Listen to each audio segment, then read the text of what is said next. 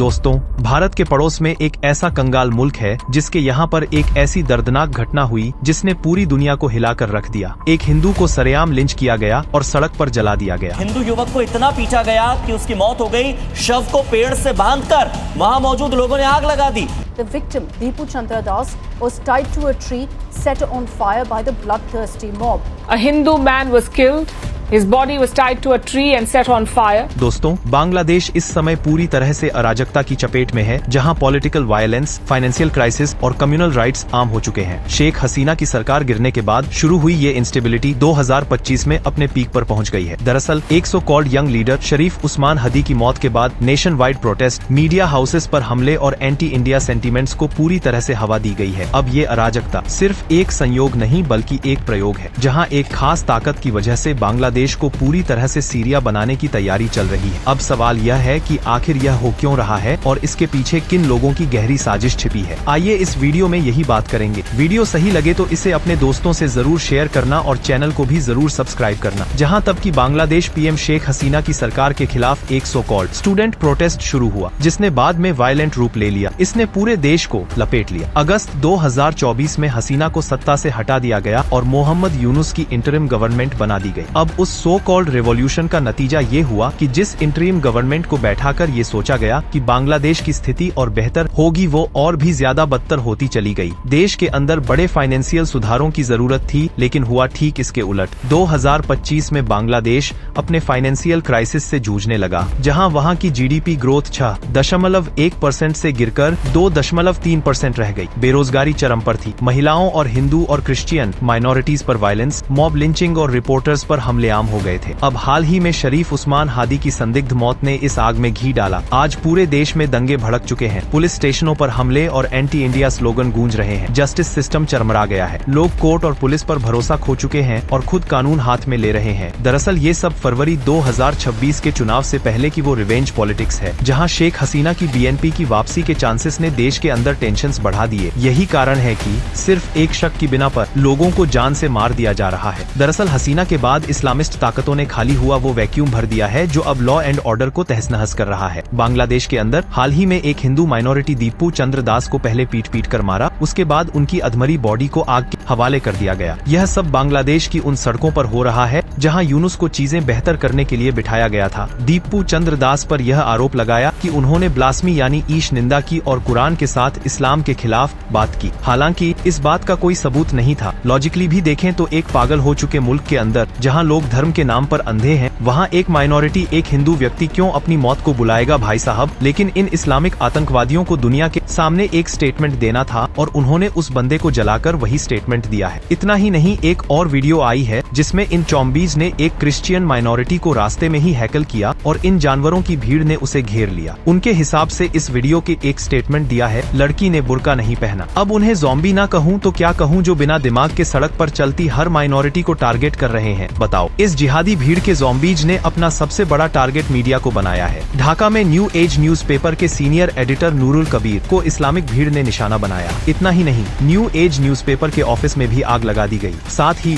Daily star newspaper के office को भी तब आग लगा दी गई जब उस बिल्डिंग के अंदर 30 जर्नलिस्ट मौजूद थे। अब आप सोचिए कि ऐसा क्यों हुआ। दरअसल दीपू चंद्र दास की तो वो एक न्यूज है जो आपके सामने आ गई है। ऐसे न जाने कितने दीपू चंद्र दास होंगे जिनको इन जिहादी भीड़ ने मार दिया और हमको पता भी नहीं है। ये मीडिया में डर पैदा करने की वो प्लांट सोच है दोस्तों, जो बांग्लादेश में सक्सेसफुल हुई है। अब एक्सपर्ट्स की माने तो बांग्लादेश पाकिस्तान का प्लेग्राउंड बन चुका है। दरअसल 71 में बांग्लादेश तोड़ने के बाद हमारे यहाँ के थिंक टैंक के अंदर वो हनीमून पीरियड शुरू हो गया, जहाँ हम इसी बात से फूले नहीं समाये कि हमने पाकिस्तान के 2 टुकड़े कर दिए। उस समय Pakistani secret agencies ground level पर अपने एक्सट्रीमिस्ट एलिमेंट्स को बिठाना शुरू कर चुकी थी। जब हमने 50 सालों तक बांग्लादेश को कभी अपना एडवर्सरी माना ही नहीं, आज ISI के उस ग्राउंड वर्क का फायदा उसे मिल रहा है। पाकिस्तान जानता है कि भारत से सीधा मुकाबला वो कर नहीं सकता, इसलिए बांग्लादेश को प्रॉक्सी बनाकर ईस्टर्न फ्लैंक पर हमला कर रहा है। हसीना की सरकार गिरने के बाद पाकिस्तान ने तेजी से मिलिट्री कोऑर्डिनेशन कोऑर्डिनेशन बढ़ाया। ISI ने ढाका में अपना सेल एस्टेब्लिश किया जो जासूसी, सबवर्शन और आतंकी फंडिंग के लिए अब इस्तेमाल हो रहा है। भारतीय खुफिया एजेंसीज ने पाया कि बांग्लादेशी स्टूडेंट लीडर्स, ISI अफसरों और US अधिकारियों की सीक्रेट बैठकें हुई हैं जो अस्थिरता बढ़ाने का प्लान है। यूनुस सरकार के तहत ये न्यू कोऑपरेशन फेज है जहां पाकिस्तान हसीना एरा के इंडिया फेवरेबल रुख को पलट रहा है। अब इसका नतीजा क्या? यही कि एंटी इंडिया रिटोरिक भारतीय दूतावासों पर हमले और नॉर्थ ईस्ट को काटने की धमकियां मिलनी शुरू हो गई है। अब इस प्लानिंग का सीधा सा एक बड़ा नैरेटिव ये है कि कमजोर पड़ोसी को इंस्टेबल करके भारत को दो मोर्चों पर उलझा के रखना। दरअसल ये जिहादी चरमपंथी हिंदुओं को इसलिए भी निशाना बना रहे हैं क्योंकि वो बांग्लादेश के अंदर 8% से कम हिंदू हैं और वहाँ की माइनॉरिटी है। माइनॉरिटी होने के नाते वो आसान टारगेट बन जाते हैं। शेख हसीना की सरकार गिरने के बाद 2024 से 25 में 2442 से ज्यादा हमले वहाँ की माइनॉरिटीज पर दर्ज हुए हैं। सोचिए ये सिर्फ रिपोर्टेड हमले हैं, वरना हुए कितने होंगे क्या पता। नाटो, ढाका, पटुआकली में हिंदू मंदिरों को तोड़ा गया। दिनाजपुर में 40 ऐसी घटनाएं हुई जहां दुकानें लूटी गई हिंदुओं की। नोकली और जेसोर में हिंदुओं के घर जलाए गए। अकेले जनवरी 2025 में हिंदू व्यापारी का अपहरण और लूट प्रमुख उदाहरण है। इसका भी मॉडल्स ऑफ इंडिया एकदम वही पुराना और घिसा पीटा है। इन्हें भारत का एजेंट ठहराकर एंटी इंडिया सेंटीमेंट्स भड़काया जाता है। खासकर पहलगाम अटैक जैसे इवेंट्स के बाद ये इंसिडेंट्स और बढ़ गए हैं। इस्लामिस्ट ग्रुप्स जैसे जमात करदूर, बड़ा सताता, इस्लामी पावर वैक्यूम से उभरे हैं जो हिंदुओं को काफिर मानकर निशाना बनाते। आदिवासी हिल ट्राइब्स पर भी बांग्ला मुस्लिम सेटलर्स और आर्मी मिलकर हमले करते हैं। इसके पीछे उनकी प्लानिंग है कि कमजोर और अल्पसंख्यकों को कुचलकर बहुसंख्यक वोट बैंक मजबूत करना और भारत को बदनाम करना। इसलिए दोस्तों, हमारे पड़ोस में जो हो रहा है ऐसा मत सोचिए कि हमारे देश में ऐसा नहीं हो सकता। हमारे देश में लोकल लेवल पर ये ऑलरेडी होता आया है। चाहे वो दिल्ली का दंगा हो या बंगाल का, किसी न किसी कोने में ऐसा हो ही रहा है। इसका सीधा कारण वो अपीमेंट पॉलिटिक्स है जिसका एक पार्ट अनफॉर्चुनेटली हम सब बन चुके हैं। हमारे ही देश के अंदर ये कहा जाता है कि देश की माइनॉरिटी सुरक्षित नहीं है। हमारे आसपास के देशों को देखिए तो पता चलेगा कि माइनॉरिटी के साथ एक्चुअली होता क्या है। हमारे देश की माइनॉरिटीज कई जगह पर मेजॉरिटी पर भारी पड़ जाती है। मेरे डाटा देने की कोई जरूरत नहीं है। इंटरनेट पर आप देखेंगे तो आपको हर एक आंकड़ा मिल जाएगा। हमारे ही देश में ऐसी सिचुएशन बनाने की ग्राउंड वर्किंग शुरू हो गई है। ऐसा बताया जा रहा है कि बांग्लादेश हैप्पीनेस इंडेक्स में हमसे ऊपर है। ऐसा बताया जा रहा है कि देखो बांग्लादेश इकोनॉमिक पॉलिसीज हमसे बेहतर बनाता है। आज इसका नतीजा देख लीजिए। हमारे ही देश के अंदर कोई भी स्टैंड अप कॉमेडियन माता सीता और श्री राम पर भद्दा जोक भी मार देता है, उसको कुछ नहीं होता, बल्कि वो बड़ा सेलिब्रिटी बन जाता है। लेकिन वहीं बगल वाले देश में अगर कोई कुछ कह दे तो उसे जिंदा सड़क पर लिंच भी कर दिया जाता है और जला भी दिया जाता है। और उसके खिलाफ इस देश में बहुत सारे लोग बोलते भी नहीं है। क्यों? जवाब आप दीजिए। यही वजह है कि हमारे यहाँ भी लोगों को जागने की जरूरत है, वरना एक टारगेट तो हम बन ही चुके, अगला भी हम ना बन जाए। वहीं बांग्लादेश ये भी चाहता है कि भारत कोई एक्शन लेकर दिखाए ताकि वो ग्लोबल प्लेटफॉर्म्स पर ये साबित करे कि भारत अपने पड़ोसियों को दबाता है। अगर भारत अगले 6 महीने शांत बैठा रहता है और कोई रिएक्शन नहीं देता तो इन्हीं कट्टरपंथियों को सबसे बड़ी प्रॉब्लम होगी। मैं बता रहा हूँ। बाकी दोस्तों, इस टाइम भारत पूरी तरह से सतर्क है। ईस्टर्न कमांड ने मिजोरम त्रिपुरा बॉर्डर पर सर्वे किया है। ड्रोन सर्विलांस और 400 SAM सिस्टम भी तैनात है। MEA ने बांग्लादेश हाई कमिश्नर को हाल ही में समन भी किया। वहीं वीजा सेंटर्स भी बंद किए गए। नॉर्थ ईस्ट के रेडिकल एलिमेंट से बचाव के लिए बॉर्डर सिक्योरिटी भी स्ट्रांग की गई। फेंसिंग, BSF पेट्रोलिंग भी बढ़ाई गई है। वहीं इंटेलिजेंस शेयरिंग और नेपाल, म्यांमार के साथ कोऑर्डिनेशन भी बढ़ाया गया है। अभी हाल ही में गृह मंत्री अमित शाह जी ने देश को बताया कि भारत पाक बॉर्डर में से 93% और भारत बांग्लादेश बॉर्डर्स पर 79% बॉर्डर्स की फेंसिंग पूरी हो चुकी है। ये सब नॉर्थ ईस्ट को बचाए रखने की शुरुआत है, जिसे सालों पहले होगी बचाए रखने की होगा